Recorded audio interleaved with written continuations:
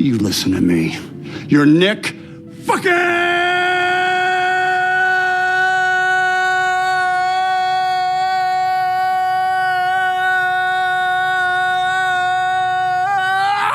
Whoa, Cage!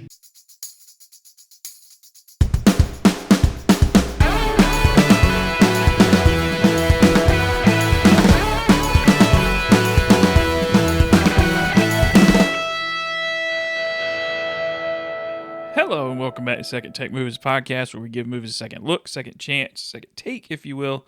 I am your host, Preston Jenkinson, and joining me as always is my co-host, Jake Twito. Woo! He's here this week, even though he's sick. I watched part of this on Z-Quil Wow. with a fever. It was a fun watch. I'm sure it was if you were on medicine. Oh yeah. Oh yeah. But yeah, this is a great movie. First movie I saw after the pandemic. Wow. Yep. First thing. I think it was the first time I went to the theaters. Maybe. Yeah. Okay. I think it's right. Yeah. That's a good one to go back to. It was money. The story for The Unbearable Weight of Massive Talent. Movie star Nic Cage, spelled N-I-C-K, is channeling his iconic characters as he's caught between a superfan and a CIA agent. Done. Sold. Yeah, it's a movie that, kind of like the one they're writing within the movie, kind of changes as it goes, and it's very fun. It's really good. Positive review. Jude Dry of IndieWire with the positive review. Though though movie references and Cage quotes abound, there's something for everyone in The Unbearable Weight of Massive Talent. It's one of the funniest movies of the year.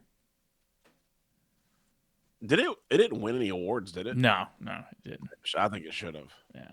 I mean, yeah, it's a goofy movie, but dadgum. It's hilarious throughout. So good. And of course, Nicolas Cage commits to playing Nic Cage. But he didn't want to at first. He wanted to be Javi. Yeah. I was like, oh, okay. That could have been funny. I don't know. Yeah, I'd have watched that too. If he'd played both roles, that'd have been crazy. I feel like he would have done that. I think you could have pitched him on that. Yep, 100%. The negative review from The Telegraph, with the filmmakers almost palpably high-fiving between these takes, it's no surprise they wind up with a star performance that has to count as one of the star's most strenuous. Treated as this zoo exhibit, he isn't unleashed to express himself creatively. He's caged. Yeah, that person sucks or stupid.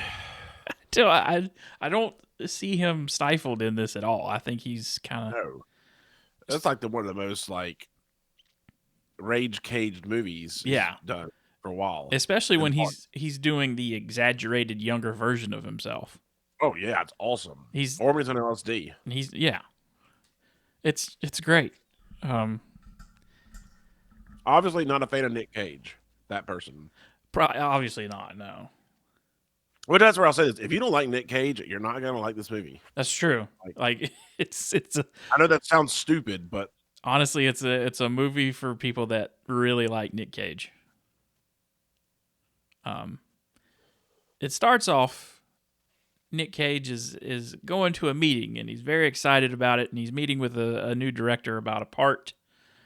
And when the meeting ends in true Nic Cage fashion, he launches into a full monologue in front of the director as he's trying to leave the lunch in the middle of a very fancy hotel. Dude, I felt so uncomfortable watching that. Just, I feel like he's done that though. I feel like that's a real Nic Cage thing. Yeah, 100%. He definitely has had to have. But he eventually he doesn't get it, the part. No. Great performance though in the read through. Yeah. His younger self appears to him several points throughout the film, and is like Nicky. he's Nick. I think he's Yeah, he's Nic Cage as well, but I think he's NIC, Nick. Yeah. And he's like, you're a movie star, dude. You're not like this highbrow actor. What are you doing? And again, like, he's the very sensationalized version of young Nicolas Cage. Yeah, straight out of Ridgemont High. Mm-hmm. Just ready to go. Yeah. Well, actually, that's not Ridgemont High. Yeah. But also, the movie actually opens up with like a young couple watching a movie we've covered on this podcast, Con Air, and it's the end of Con Air where they wreck the plane in Vegas. Ooh, what a sexy guy. What a sexy boy. Dirty, sexy boy, Cage. The Shania is playing in the background, and man, just long hair Cage, just in all his glory. In that accent. Mm-hmm. But the young woman of this couple gets kidnapped. We don't know who she is or why she's being kidnapped yet. I really thought, I forgot about this, and I'm like, did I start the wrong movie? Oh. And it just so happens that it's Nicolas Cage they're watching. Like, oh, this is weird. Okay. So Nick is kind of down on his luck. He feels bad. He goes to his 16-year-old daughter's birthday party drunk. And I heard another reason why he almost didn't take it is because of how bad this Nic Cage was. He's not a terrible dad. He's just not. No. He's not great. And Nic Cage didn't want to portray himself as a terrible dad. Yeah. Yeah, which who would want to? Yeah. And I don't think he is a terrible. Doesn't seem like he would be a terrible dad. This is where I tell you, Nicolas Cage is my dad. He coached football. That would be awesome. And yeah. He did name his son. He loves Superman so much that he named his son Kal-El. I'm gonna go see his where he's gonna live forever one day. I'm gonna go to his tomb. I think it's in New Orleans. Oh yeah. He's already bought it. It's a pyramid. Power of the Triangle, baby. Yeah. He does some weird stuff, but he's amazing. He's great. Interesting, I'll say. So he gets an offer from his agent played by Neil Patrick Harris. Who I love. Neil Patrick Harris was in Matrix that we did. Yeah. Yes. And both of these movies have that stupid, like, a movie doesn't have to be an action movie. You know, we're meta about this. I'm like, Neil Patrick Harris is in both those. But that Matrix Resurrections movie was up its own ass already. Yeah, that was the worst thing. I've got notes on another movie. I'll save it till the end. Okay. But, so he gets offered $1 million to go to a guy's birthday party for like a weekend, I guess. Yep. He's like, I'm not. And he doesn't want to do it at first. Not doing that. And then he gets locked out of his hotel and is at a low point in his life, and calls his agent and says, I'll take the birthday party, and I'm quitting acting, and here's what you can tell the trades. And it's a sad moment for our boy. No one likes a sad Cage. Everybody wants Rage Cage. Everybody wants Rage Cage or Unhinged Cage. Just psycho, like, got his eyes like about to pop out of his head. Cocaine Cage is the best Cage. Yes. This guy that wants him to come to his birthday party lives in Mallorca, Spain. Yeah, I'd live there. Yeah, it looks. If that's where they actually shot, then it looks great. I think they filmed this in Dubrick. Okay. Or whatever. It's Croatia. You look like the Undertaker when you were thinking about the name of it just now.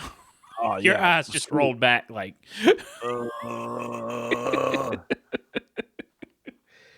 I'll put you in the mausoleum. Well, that's not an Undertaker, but yeah. Javi is this guy's name, and he's played by Pedro Pascal. God dang Pedro Pascal, dude. He's delightful. I just want to pick him up and hug him. Yeah. He's so innocent in this movie. He's perfect. And he wasn't the first pick, which makes me baffled. Sad. Like Dan Stevens was. Oh, yeah. Okay. Of Beauty and the Beast. Mm-hmm. He's in the Godzilla X Kong. He plays the Oh, okay. the veterinarian that replaces Kong's tooth. He's in a Cuckoo as well. Yeah, I watched part of a Stranger as well. that. Yeah, Or but The God, Guest. Pedro Pascal, that man can do no wrong. Yes. I've just decided, Yeah. nope, perfect, and helped that he actually likes Nic Cage too. But on his way to be picked up and meet Javi, we run into two CIA agents played by Tiffany Haddish and Ike Barinholtz. And they're trying to build it. They believe Javi is a drug lord, and he is like. It's later found out that he is like the front for this drug organization. He's just the face of it, not really involved in it. It's his cousin. Yep. But Tiffany Haddish and Ike Barinholtz are trying to make a case on this guy, so they track Nic Cage to where he's going, and Nic Cage just does not want to be here. No, and it's hilarious. The whole he lands, takes a car to a boat, and Javi's there. Nic Cage does not know that's Javi, and he's treating him like the help. Yeah, like, just assumes he's like a boat pilot or something. Yeah, dogging the guy right in front of him. Yeah, he's like, is this on the phone with his agent? Like, is this guy a psycho? Like, what's going on? I will not have sex. Is he gonna want to watch me have sex with his wife, or is he gonna want me to watch him, or something like that? Oh. So Javi introduces himself on the dock, and Cage gives him some kind of weird bow thing because he's Nic Cage. You know, if anybody ever does that but him, they should just get kicked in the nuts. That's true. He's the only one that can do it. Yeah. So he spends most of his time drinking. Yeah, sitting by the pool. Yeah. Little dranky drank. Then he's gonna kill himself. This escalated mighty fast. Yeah. There's a lady that Javi is interested in but can't be with for some reason, and she wakes Nic Cage up out of the bed and is like, "You're going with Javi to the cliffs today," and he's like, "No, thank you. I'm very hungover."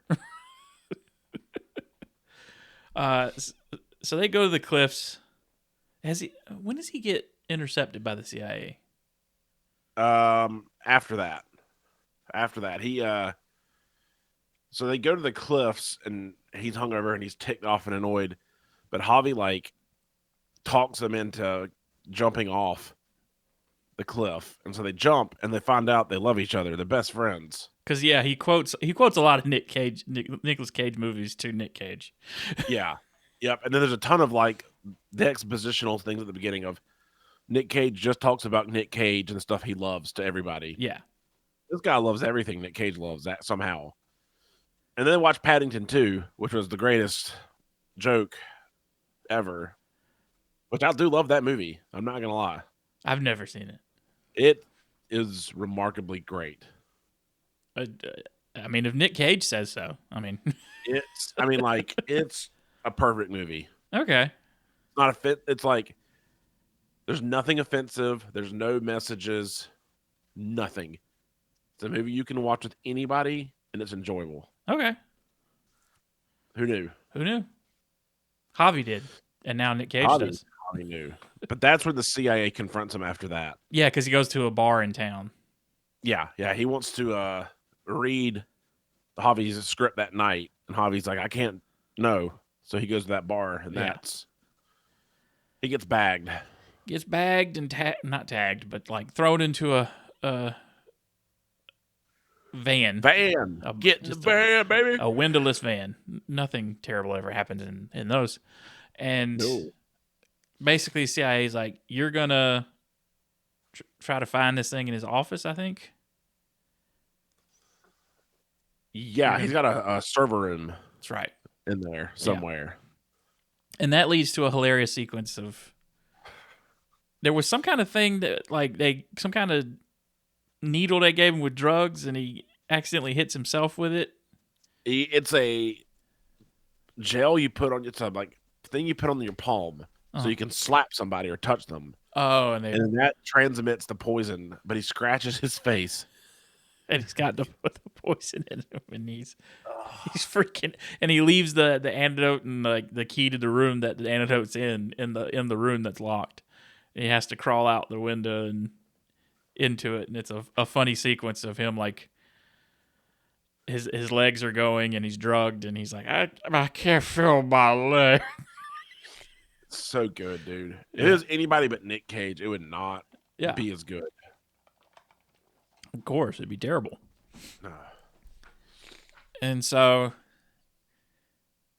he gets it, and then he's messed up that mission. So like the next day, they realize like, or maybe they get the information somehow. I don't know how. Yeah, he gets it. He sneaks back in because he resuscitates himself because she yells action. Oh, okay, that's And right. he gets the data, and they figure out, oh, she might be there actually. Yeah, We think she's on the the girl that was kidnapped at the beginning is the president of a country of Spain. It's a politician of some sort that's running for. It's the Catalan. It's a Catalan politician. Yes, there's some sort of He's anti-crime. That's all that matters. some sort of high politician who is running for whatever office, and that's his daughter that's been kidnapped. Yep. And they believe that Javi is that's the story, that they believe that Javi or whoever Javi works for has her somewhere. And they think it's a specified glass shrine room. Yeah. Too. And so they tasked Nicolas Cage with trying to get into that room, and then for some reason Javi walks up and is like, "You want to try some LSD?" We have to open our minds. Because they're working on a script together. That's the other main plot of this movie is Javi and Nick working on a screenplay. I totally forgot that Nic Cage gets into the script actually. Yeah. Like he actually enjoys it. Yeah. I thought it was a play the whole no, Nic Cage is like, yeah, this is awesome. Yeah, he gets excited again about making movies. That whole LSD sequence though. It became like a meme you saw everywhere. Just the golden retriever, Pedro Pascal.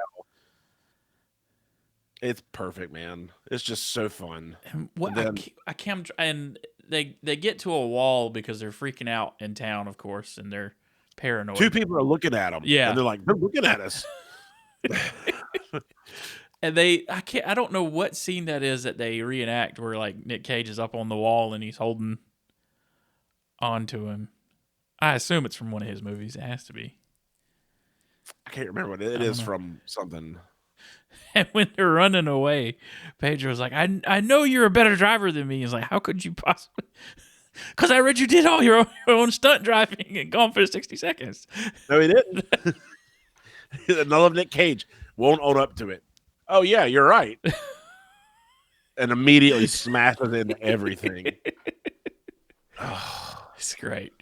And that's when they decide our movie should be about relationship, actually. Yeah. Okay, perfect. And then, but he's passed out in the car, so Nic Cage is like, I'm going to go to the shrine room or the room. I love how this movie sets up so much. Are you sure you really want to see this? Yeah. And the whole time, we're like, oh, dang it. Javi is going to be bad. No, it's just this room of Nic Cage memorabilia that's perfect. And he has like a life-size mannequin of Nicolas Cage from Face Off. He has the pearls from The Rock. What else does he have? He's got the guns. He's got the guns from Face Off. He's got a lot of obscure stuff. Yeah. He's got the pillow that Nic Cage actually gave people. Yes. I think. Yeah. Yeah. It's, one of those pillows that like you rub on, brush rub on off. them and it's like red or whatever. It's just amazing. That's God, yeah. But there is no kidnapped girl. I think that is the actual legit gold pistols, by the way. I think it probably is. I would assume that Nicolas Cage has those. Yep. Yeah, there's no kidnapped girl, just a room full of radness. Yeah. And so he starts telling the CIA, like, I don't think this guy did it. Like, something's not right. And then somehow. Yeah, he meets with the CIA and he's like, sitting right, and she's like, you got to put it in his head. You need to introduce a kidnapping plot and see how he reacts. That's And right. Nick Cage is like, that's dumb. And then as soon as he says it to Javi goes, yeah, that's dumb. What's wrong with you? So Javi gets the idea that Nick Cage has guilt and feels bad about how he treats his family, which entails Javi flying his family out. Javi spends the money to fly Nick Cage. And then he starts really freaking out because he's like, oh shit, did they like threaten my family or whatever? I love that he's like, we heard you're really sick and you're dying. And he's like, no. And Javi's just going, yeah, they're here. Yeah, here's what you wanted, right? Like, That whole scene of he tells Javi, whatever you do, just don't hurt my family. And he's like, oh, okay. Cool. So he leaves them to eat lunch and he goes upstairs because his cousin's looking for him. yeah. And that's when we get the bombshell of, oh, his cousin's the bad guy. Yeah, Javi is just a front in this world. He's like the front facing guy of the operation, and his cousin is really the one that runs it. Then you feel bad. And they are the people that have this politician's daughter. It's the best feeling in the world when you find out he's not the guy. Yeah. It's like, But Nick Cage doesn't know that. that's true. Nick Cage thinks he's working for a drug lord. Javi's cousin needs him to kill Nick Cage. Yep. Because he's working for the CIA. And of course, Javi can't do it. No, but that entire scene is so freaking funny. Just Nick Cage goes and gets the double Coltons. Yes. It's so ridiculous, dude. They pull guns on each other, and then I think it was hard for me to remember what happens after. They both know they're about to fight. That's right. And Javi's like, I want to go talk about the last act, act 3 on the cliffs to clear our minds. So they leave and drive up there. And that's when their conflict happens. But then immediately they start getting shot at by Javi's brother's men, I guess. Yeah. And so they run, and then I think they go and get his family and Gabriella. Or no, his family is kidnapped.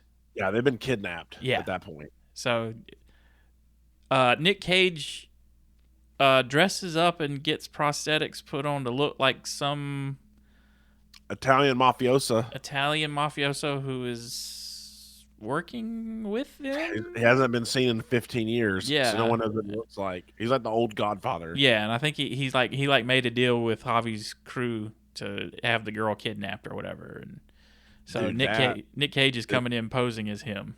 Wildest. It's hilarious. I love it. Falls apart because Nick Cage can't do an accent. Yeah.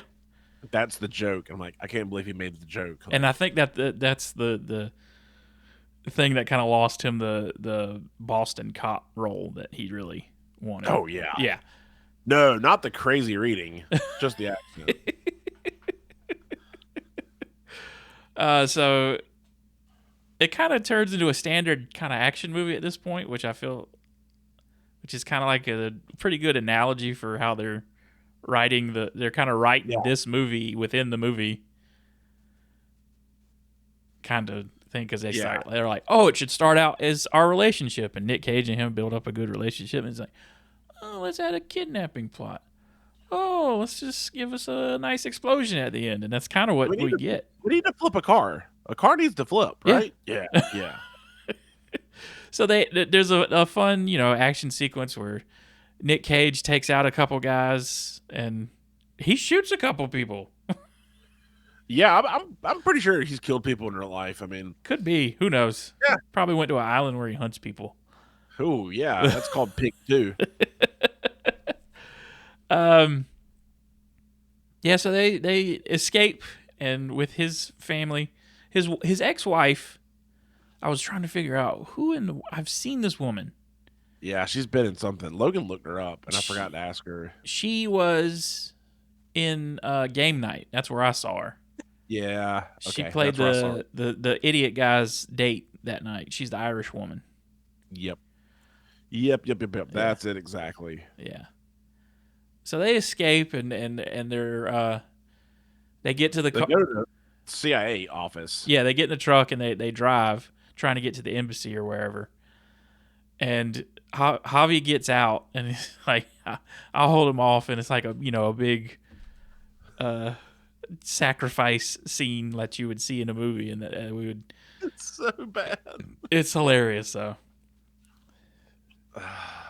It's exactly what a guy who watches a lot of movies like Javi would think it would be like. Oh, it's perfect. The CIA people are gone. Yeah. Because they got reprimanded because they brought Nicolas Cage. God, sorry, I'm stuck on my notes. I don't know why. Sorry. So they have another escape running now, right? Yeah, because we don't know if Javi's dead or not. That's right. Yeah. At this point. Yeah. So there's another whole chase sequence. It's great, and they crash the Jeep in the American embassy. Yeah. Which fades out to show all of a sudden it's Demi a Humvee, Moore. Demi Moore, and a different child, and it's like, what? They throw that knife too, which that would have killed Nic Cage, by the way. Oh yeah. But yeah, it's all of a sudden Demi Moore and another person. We pull out. Oh, it's the movie. It's the premiere of Javi and Nic Cage's new movie, that everyone loves. And Javi's nowhere to be seen. He's so innocent. Then he pops out at the end. He's like, Just I couldn't stay and watch. so good. I couldn't stay. We close with they're going to a after party, and Nic Cage says he's going home with his family instead. Yeah, and they're gonna watch Paddington 2. And there was a big thing with his daughter. Like, he pushed a lot of his stuff on her, and so in this moment he's like, "Hey, what do you want to watch?" And she's like, "Well, have you ever seen Paddington 2?" And then he starts to cry. And then right answer. And then he's crying again watching Paddington 2. And I guess it's assumed he gets back with the mom. I don't know. It's never really. Yeah, it's up in the air, I guess. Yeah. I wish they'd make a sequel to this. I don't know why. Well, I just want to see more Pedro Pascal and Nic Cage, to be honest. I don't think you could go anywhere. I mean, I've been wrong before, but it was like, I don't think you can go anywhere else with this. There's nowhere. There is nowhere. It's a fun little movie. Yeah, we flew through it too. Well, it's a short movie, honestly. It's awesome, yeah, which also makes it way better. Yeah, honestly, that benefits. It's so real much. concise and tight, and yeah, not a lot of fluff. A lot of fun. Yep. It's a anyway, 8.8. About 8.5 for me. It's just pretty. Yeah. It's a decent little Nic Cage movie to start us off this year. I was really dreading watching it because I was so tired. Yeah. And I was like, oh, I'm in. We're good. I'm fine. Yeah. No. So after that, we move on to what we watching, what we playing, what we reading, what we doing. What's happening? Finished White Collar. It sucks in the ending. like I said last week, all of them just get bad. Yeah. I'm forcing Logan to watch Reacher. I'm not really forcing her. So season 3 is coming out, so just watching that. I've been watching Megalopolis clip by clip. Ah. That's a terrible movie. When it is able to rent or wherever, like, I'm gonna sit down and watch it because, like, I feel like I have to. You should. Adam Driver's incredible. I'm sure he is. I've seen some clips, and it's like there's some insane dialogue. I'm not gonna spoil anything, but there's a line where someone says, "Do you like my boner?" Okay. And it's written by 84-year-old?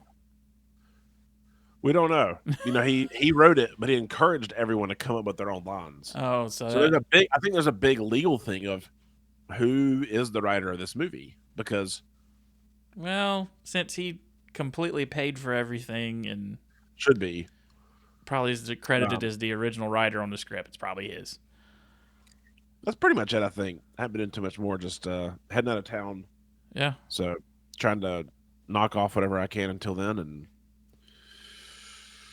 yeah, I think that's it. How about you, man? I finished Daredevil. Oh, yeah? It's great. Yep. Everyone should see it before the new season comes out. To me, it's the fourth season. Yeah. Well, I love that they're doing the 5 years after, and they're leaving all that. Yeah. So good. What else? What else? I started again Monarch Legacy of Monsters on Apple, Okay. which is like the Got it. Godzilla show, basically. Yeah. Yep. And I also started. I watched King. I'm just going back through the MonsterVerse again, basically, and I watched King Kong and 2014 Godzilla, both great movies. That's why you texted me about Bryan Cranston. And Yeah, I was trying to be like, why are you watching a Godzilla? Okay, makes sense now. because he's so like for him to be in it for like 20 minutes, he delivers a monologue that is amazing. Yeah, they should. I wish they kept him in that movie longer. But he's perfect though. I started a new show last night that I just saw a random trailer for and saw it on Hulu. It's called Paradise. Yeah, it looks good. With Sterling K. Brown. Really the first episode ending, I don't want to overhype it, but it was like out of left field, but in a good way. I think that's the next thing I'm going to start after Reacher. So, and also the new Spider-Man show premiered today. Oh, did it? The new animated Spider-Man show. So I'm gonna have to go watch that. It's got Charlie Cox as Daredevil in that. Oh, that's sweet. Good for him. Yeah. So I'm interested to watch that. So we're off next week because Jake's going to be in Cancun. Yep. See. The day you're hearing this, he's in Cancun. So yeah, sunburnt and dead. Hopefully doesn't have too much of a cold still, but good grief. I'll just sit in my room, stare at the water, and sip tequila and make me lose my... That'll make you feel better. Yeah, hopefully. So if you have a suggestion for a movie we should do, you can send that to secondtakemoviespod@gmail.com. You can follow us on Instagram @secondtakemovies, where you can leave comments and weird DMs and all that weird stuff. Yeah, weird DMs, baby. Let them fly. Subscribe to the YouTube. Subscribe to the podcast feed, wherever it's at. You know? Be good to each other. Be good. Yeah, keep it real. Be good. Jake, you got any final words for the people? Nah, man. You know, you can... Wow. I was going to say something motivational. Instead, I'm just going to say, load them britches up, boys. Load them britches 2025, no wiping all craps. Yep. No wipe all craps. We will see you in 2 weeks with another movie.